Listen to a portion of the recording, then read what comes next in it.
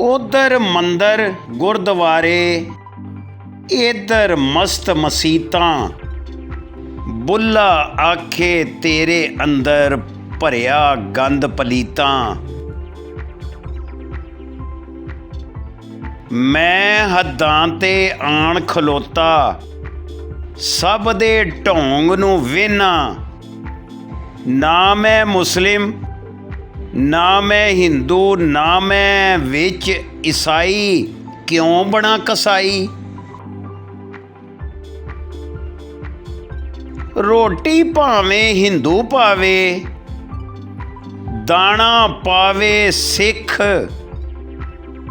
मेरे गल विच प्यार दी घैंटी, सब दे घरां विच जाना वां मैं।